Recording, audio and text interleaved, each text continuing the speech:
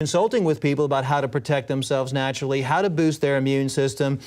Regardless, I think it's a serious condition and a serious situation no matter what. I think, is it a false flag? I mean, is this something that they're trying to prepare us for, to force a vaccine in 2015, which they already have? If you look at the statistics that the government has done since the early 2000s, maybe even before that, declassified documents on silver, how it affects the Ebola in 2009. We looked at the patents the government has on Ebola viruses, the training that was done on what would happen if Ebola rabies strain got out there.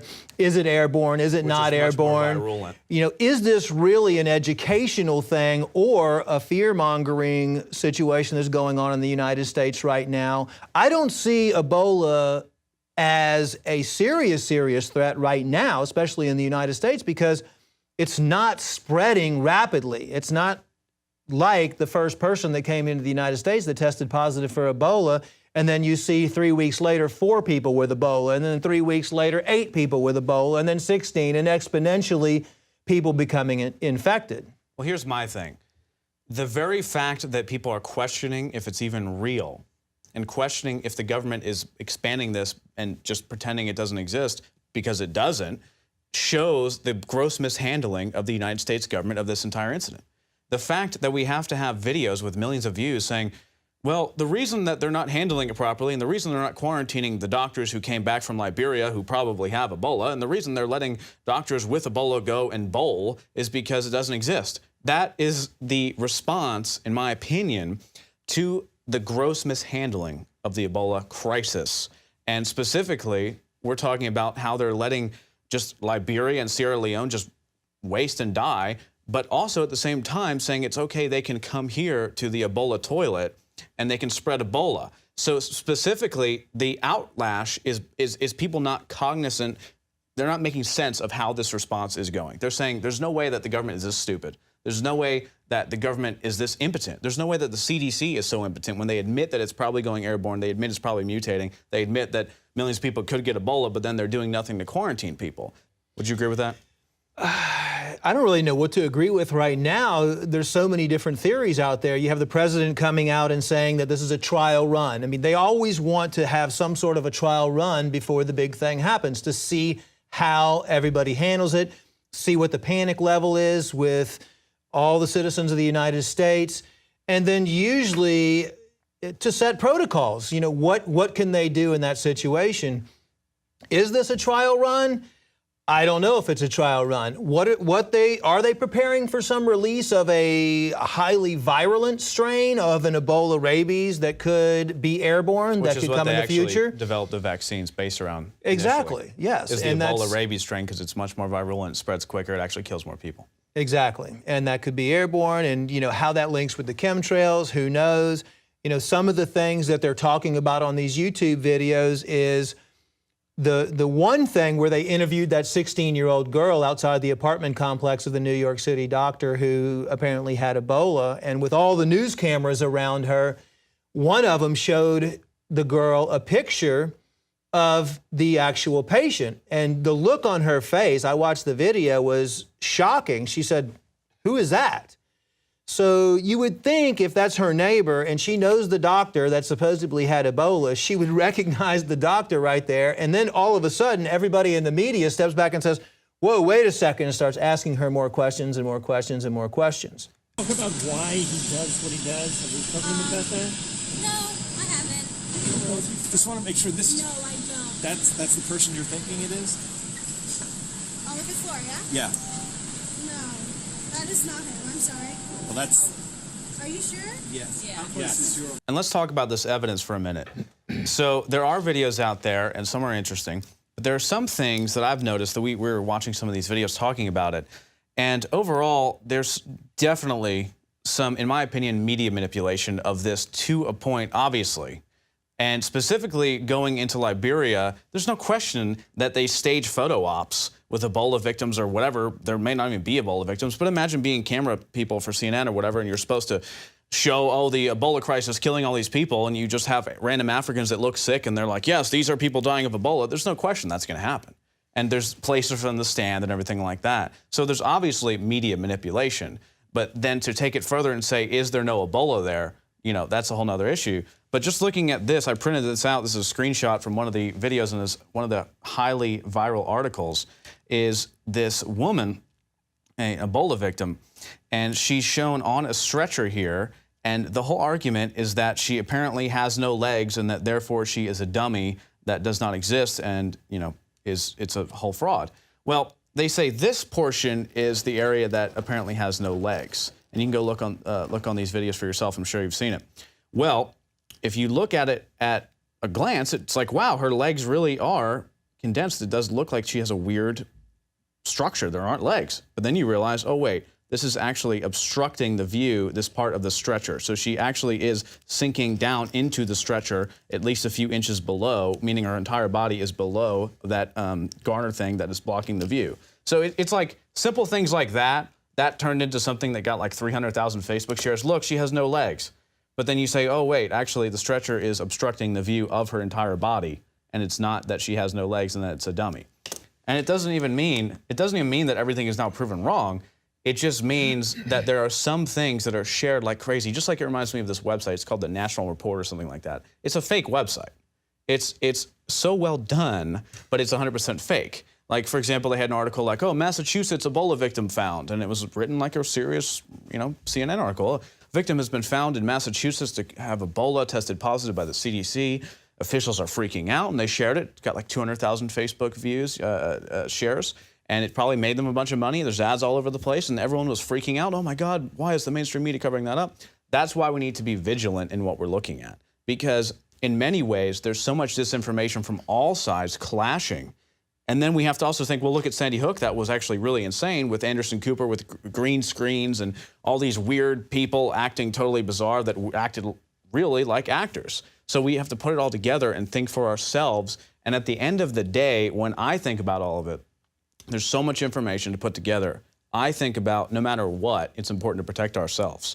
It's important for me, even if Ebola is not an issue, which I think it is. I think it's actually a major issue. And I think the fact that they let people out of quarantine after 21 days, when the CDC admits it could be 56 or 90 days, apparently, for the virus to actually incubate in your body. But after 21 days, they say you're fine. Or how about after they cured the individuals of Ebola, they can still sexually transmit Ebola to their wives or girlfriends or whatever. They just say, oh, well, just make sure you're responsible. Or they tell the doctors after they're coming back from treating Ebola victims, just self-quarantine. Just make sure you go bowling only routinely. I mean, it's insane. It really is insane. So I hope that it's all propaganda. I hope that they're crisis actors, because otherwise we're going to see a real spread. We're going to see a real outbreak. I mean, going on the subway, sneezing on everybody, it's not hard to contract Ebola despite what they're lying to you about. You know? So let's talk about naturally boosting your defenses. My interest was piqued by a 2010 Harvard study. I talked about mannose-binding lectins, and I'm sure you're familiar. Basically, genealogically, you can produce mannose-binding lectins if your body allows it, which then deauthorizes the virus in your system. It breaks it down and then stops the spread of it. But the only way you can produce these lectins, and they found that the mice that had these disabled the virus 100%, stopped its replication, and were immune to it. But the only way you can have them is by a fully developed, bolstered immune system. And this is also key, the gene responsible for the mannose-binding lectins, if that's turned off through, they don't know why, but it's obviously environmental factors, probably GMOs, BPA, stuff like that, hormone imbalances and everything, then if that is turned off, you can't produce them. So it's essential for every viral outbreak, or basically everything that is viral or even bacteria-based outside of fungus, to develop these mannose-binding lectins. So let's talk about bolstering your immune system for anything or any outbreak, because it doesn't matter if it's Ebola or if it's swine flu or if it's bird flu or if it's the next crazy thing that comes from who knows where, most likely South Korea, where most of them come from, because it's important to bolster immunity at all times. So let's get into that a little bit. I can tell you one of the things that deactivates that gene or deactivates that lectin mechanism is vaccines.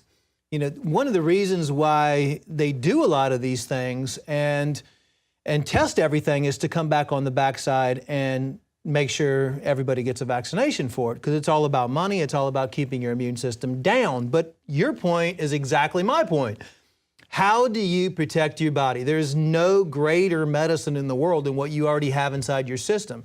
Your self-healing mechanism is what I call it. You just have to activate your self-healing mechanism.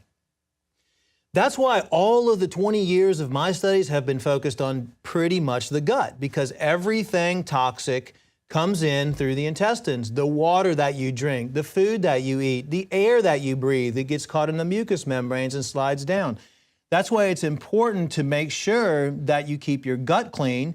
We know 70% of your immune system's in the gut.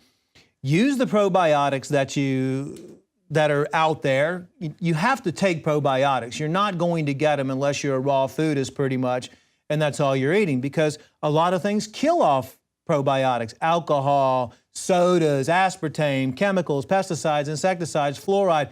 Chlorine, look at chlorine in the water. Chlorine is a very powerful antiseptic.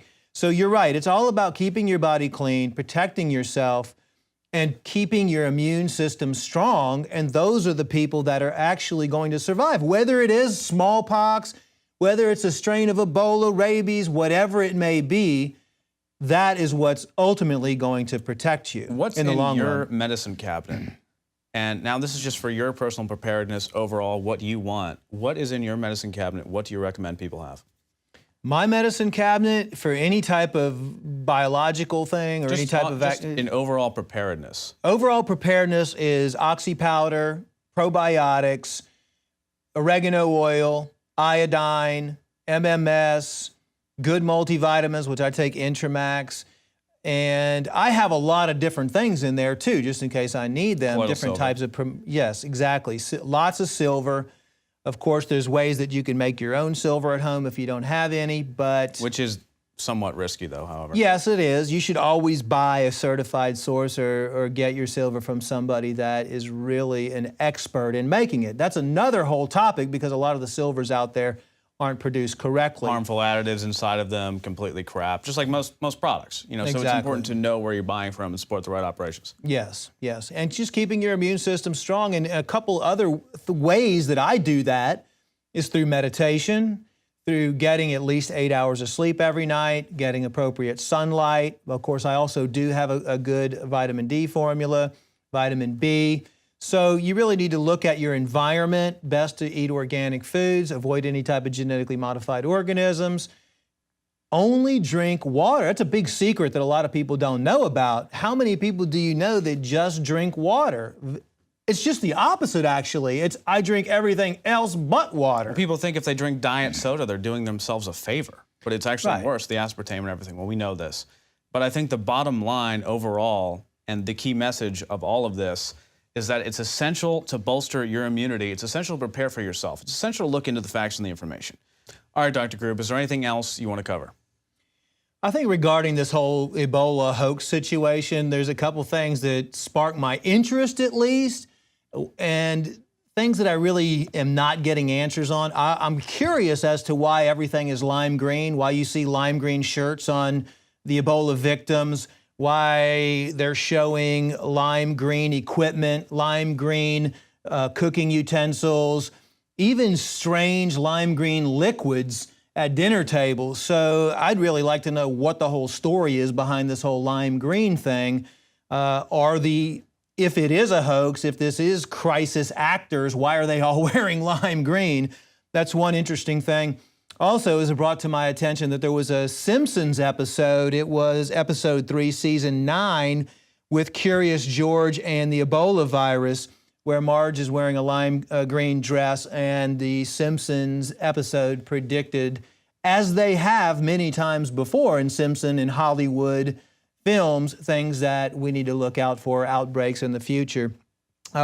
Many different things that I've seen by watching these videos. Pilots not wearing masks. I mean, things that you would look for if this is a serious Ebola crisis in the United States. Why are the ambulances not having their lights on?